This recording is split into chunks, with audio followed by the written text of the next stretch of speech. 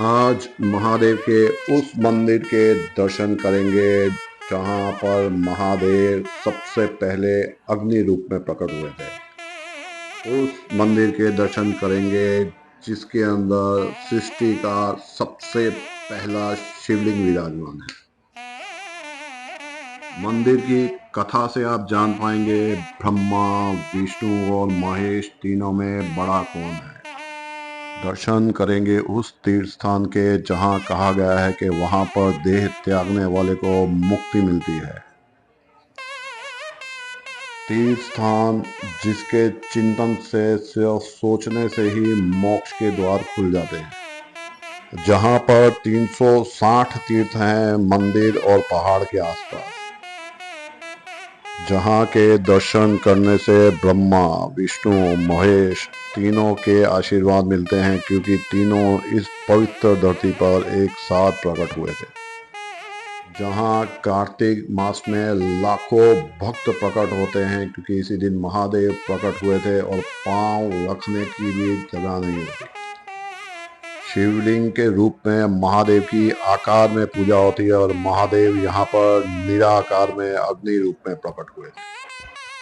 हर मनुष्य के जीवन का एक टारगेट होता है कि वो जीवन में एक बार 12 ज्योतिर्लिंग कर ले, लेकिन 12 ज्योतिर्लिंगों की तरह ही पंचभूत के भी दर्शन करने जरूरी है। पंचभूत कौन से हैं वो आपको आगे बताऊंगा, लेकिन पंचभूतों में से एक भूत, एक तत्व यहाँ पर है, क्योंकि मनुष्य का शरीर पंच तत्व से बना है, तो यहाँ की यात्रा करना जरूरी है। एक ऐसा पहाड़ जिसे कैलाश तुल्य माना गया है और जिसकी 14 किलोमीटर की परिक्रमा 365 दिन लोग करते हैं।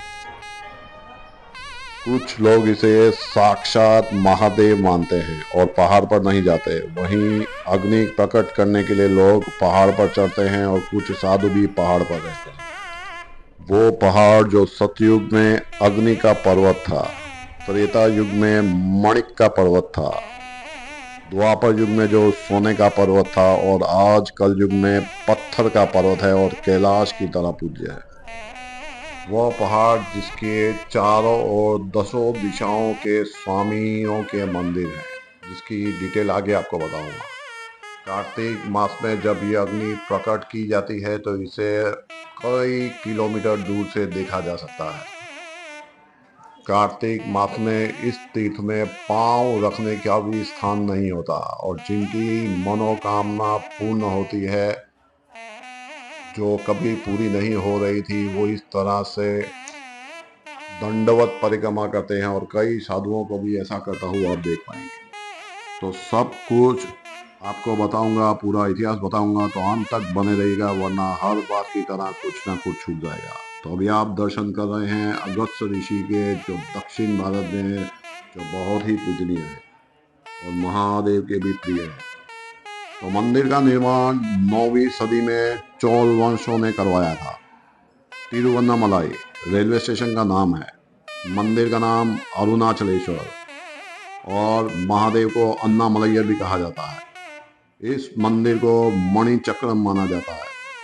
6 आधार स्थलों में से एक है ये मंदिर, क्योंकि मंदिर का शिवलिंग चतुर्मुख है, जिसके दर्शन भी आपको आगे करवाऊंगा। 10 दिनों के लिए ये अग्नि प्रकट की जाती है कार्तिक मास में। इसी तीर्थ स्थान में आराधना की थी भगवान सूर्य ने, अष्टवसुओं ने, ब्रह्मा जी ने, विष्णु जी ने, चंद्र ने और कई साधु संतों ने। तो आप शायद अंत तक वीडियो तो देख ही पाएंगे। यहाँ एक ऋषि ने 2 विद्याधरों को श्राप देकर बिल्ली और घोड़ा बना दिया था, तो उन्होंने इस पहाड़ की परिक्रमा की और उस श्राप से मुक्त हुए थे। और इसी कामना से लोग यहाँ आते हैं कि अपने पापों से और पूर्व जन्मों के श्रापों से मुक्त हो पाए।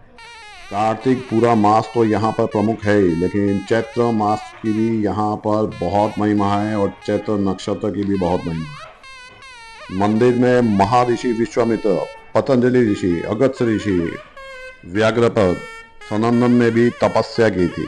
मंदिर में रमण महर्षि की तपोस्थली भी है। मंदिर में 4 गेट हैं, जिसे गोपुरम कहा जाता है। पूर्व दिशा का राजा गोपुरम कहलाता है, जो कि सेकंड बिगेस्ट गोपुरम है। प्रवेश द्वार है। 25 एकड़ जमीन में बना है मंदिर। अग्नि, वायु, जल, आकाश, पृथ्वी, पंच तत्वों से बना है इंसान का शरीर। और इन्हीं पंच तत्वों के मंदिर हैं तमिलनाडु में, 4 तमिलनाडु में और 1 आंध्र प्रदेश में। और ये जो मंदिर है ये है अग्नि तत्व का, जिसकी कथा आगे आपको बताता हूँ। तो फिलहाल के लिए अपनी मनोकामना नंदी जी के कान में बोल दीजिए और कमेंट बॉक्स में हर हर महादेव लिख दीजिए। तो मृत्यु के बाद इंसान पंच तत्वों में विलीन हो जाता है, लेकिन सबसे पहले सामना उसी का अग्नि तत्व से ही होता है, क्योंकि उसे अग्नि संस्कार दिया जाता है। पंच तत्वों में सिर्फ यही वह स्थान है जहां एक पहाड़ पर कार्तिक मास में पहाड़ पर दीपक इतना बड़ा जलाया जाता है कि 10 किलोमीटर दूर से अग्नि दिखाई देती है। और पहाड़ कैलाश तुल्य है, इसीलिए इस पहाड़ की परिक्रमा की जाती है, जो कि कार्तिक मास में लाखों लोग करते हैं।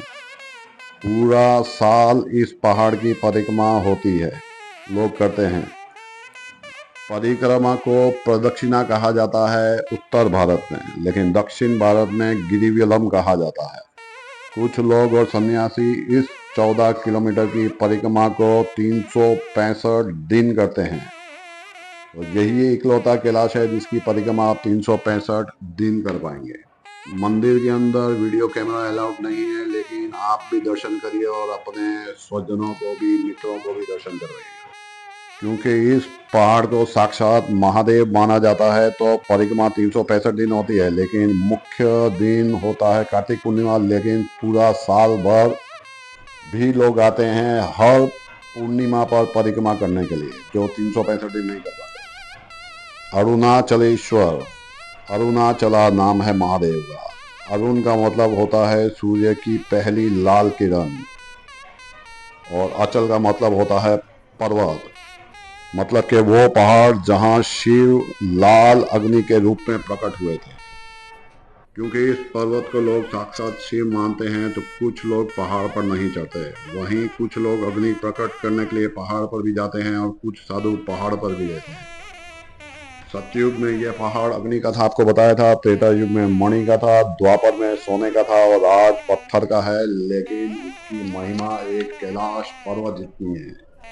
कार्तिक मास की कृतिका नक्षत्र के दिन भगवान अग्नि रूप में यहाँ प्रकट हुए थे। इसीलिए कार्तिक मास में सबसे बड़ा महोत्सव यहाँ पर 10 दिन तक दीप प्रकट करके किया जाता है, जिसकी शुरुआत होती है अरुणाचलेश्वर मंदिर में दीपक प्रकट करके भरनी नक्षत्र में, और उत्सव की शुरुआत हो जाती है। महादेव की अर्धनाश्वर रूप की मूर्ति इस दीपोत्सव में गर्भगृह से बाहर निकाली जाती है और झांकी लाई जाती है। 21 पीढ़ियों के पुण्यों की प्राप्ति होती है इस दीप के दर्शन करने से, और यहाँ पर मंदिर में महादेव के शिवलिंग के दर्शन करने से। तो अब कथा सुनते हैं कि कैसे महादेव यहाँ पर शिवलिंग रूप में पहली बार प्रकट हुए और कैसे पहाड़ पर अग्नि रूप में प्रकट हुए।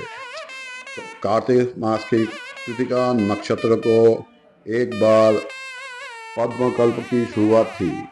ब्रह्मा और महाविष्णु में विवाद और झगड़ा शुरू हो गया कि दोनों में श्रेष्ठ कौन है, और दोनों के बीच में युद्ध शुरू हो गया। तब युद्ध को शांत करने के लिए शिव जी अग्नि रूप में प्रकट हुए, स्तंभ के रूप में प्रकट हुए यहाँ पर, और कहा कि आप दोनों में से जो इस अग्नि का छोड़ ढूंढ लाएगा, एंड ढूंढ लाएगा, वही सर्वश्रेष्ठ है। तो अपने वाहन हंस पर बैठकर आकाश लोक की ओर बढ़े ब्रह्मा जी, और पूरा ब्रह्मांड नाप लिया, लेकिन उन्हें छोड़ नहीं मिला। और वहीं भगवान विष्णु वराह के रूप में पाताल लोक तक चले गए, लेकिन उन्हें भी अग्नि का स्तंभ का कोई छोड़ नहीं मिला। लेकिन महाविष्णु ने वापस आकर सदाशिव से, महाशिव से कहा कि मुझे छोड़ नहीं मिला। पर छोड़ तो ब्रह्मा जी को भी नहीं मिला था, लेकिन उन्होंने आकर झूठ बोल दिया कि मुझे छोड़ मिल गया था, और उन्होंने केतकी के फूल से गवाही भी दिलाई कि मुझे छोड़ मिल गया था। तब महादेव गुस्से में प्रकट हुए, तो ब्रह्मा जी ने माफ़ी मांगी, और महादेव ने केतकी के फूल को शाप दिया कि उन्हें सभी फूल चढ़ेंगे, लेकिन केतकी का फूल नहीं चढ़ेगा। और महादेव ने ब्रह्मा जी को श्राप दिया कि उनकी पूजा सिर्फ पुष्कर में होगी और कहीं नहीं होगी, और कहा कि आप दोनों ही श्रेष्ठ हैं, ये सिर्फ माया थी जिसकी वजह से वो लड़ रहे थे। वैसे भी महादेव की आरती में आता है ब्रह्मा विष्णु महेश जानत अविवेका प्राण अक्षर के मध्य तीनों एका, यानी जो तीनों के बीच में फर्क करते हैं उनमें अविवेक है, विवेक नाम की चीज नहीं है, उनमें बुद्धि नहीं है। शिव पुराण के विदेश्वर संहिता के 6वें अध्याय में वर्णन है इस कथा का, पढ़िएगा जरूर। पहाड़ की परिक्रमा में मुख्य 8 मंदिर आते हैं रास्ते में, और ये 8 मंदिर हैं 8 दिशाओं के। खास त्योहारों पे पूरी रात मंदिर खुले रहते हैं, लेकिन लोग परिक्रमा 365 दिन करते हैं, तो वो मंदिर अगर रात में बंद हो तो वहाँ पर प्रणाम करके आगे जाते हैं और वहाँ पे कपूर जलाकर अग्नि जलाकर आगे बढ़ते हैं। परिक्रमा में इंद्रलिंगम के दर्शन होंगे जो है ईस्ट दिशा के स्वामी। फिर अग्निलिंगम यानी मुख्य मंदिर साउथ ईस्ट में। फिर यम लिंग के दर्शन होंगे दक्षिण में। साउथ वेस्ट दिशा के स्वामी हैं निरुथि, वहाँ उनके दर्शन होंगे। वरुण देव के दर्शन होंगे वेस्ट में। नॉर्थ वेस्ट में आप जाएंगे तो दर्शन होंगे वायु के, और नॉर्थ ईस्ट में दर्शन होंगे ईशान दिशा के स्वामी के। तो यही है हमारी 8 दिशाओं के स्वामी। तो आपने 8 दिशाओं के स्वामियों के दर्शन कर लिए, पृथ्वी पर प्रकट हुए पहले शिवलिंग के दर्शन कर लिए, कैलाश स्वरूपी पहाड़ के दर्शन कर लिए और परिक्रमा कर ली। इसी तरह 2100 मंदिर जो आज से पहले दर्शन नहीं किए थे और कथाएं जो आज से पहले नहीं सुनी थी, सुनने के लिए और दर्शन करने के लिए सब्सक्राइब करिएगा यूट्यूब चैनल रोज एक मंदिर के दर्शन, और वीडियो को लाइक और शेयर जरूर करिएगा, क्योंकि आपके एक लाइक से यूट्यूब आगे 25 लोगों को दर्शन करवाता है। तो मेरी तरफ से आप सबको हर हर महादेव। तो माता जी के भी दर्शन करते जाइए।